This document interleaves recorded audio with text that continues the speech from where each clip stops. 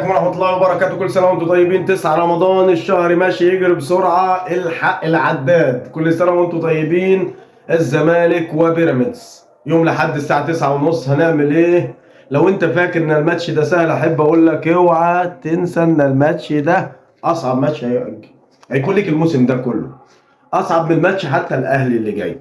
الماتش ده هو اللي هيخليك تركب الدوري مستريح، اللي هيخليك انك انت تثبت للناس كلها انك انت عم الدوري.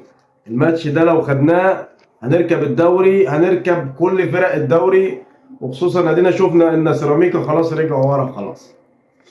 بالنسبه لموضوع ادم قيد، عشان في ناس كتير سالتني ادم قيد هيلعب ولا لا. ادم قيد مش هيلعب. ادم قيد هيلعب بدايه من ماتش الاتحاد السكندري اللي هو يوم 6 مارس، يعني لسه كتير. ادم قيد ما هوش في المباراه دي، ممكن يلعب المباراه اللي بعديها ان شاء الله.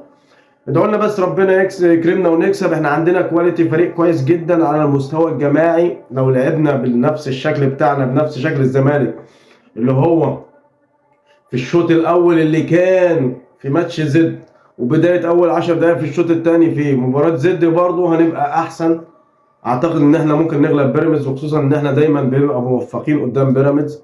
بيراميدز فريق قدامنا، يعني بنبقى زي ما بنقول بلغه الكره كعبنا عالي عليه. ان شاء الله ربنا يكرمنا ونتقابل يوم الاحد باذن الله، وهنيكم بالمكسب واقول لكم الف مبروك يا زملكاويه على المكسب، واللي مش متابعنا يتابعنا. والسلام عليكم ورحمه الله وبركاته.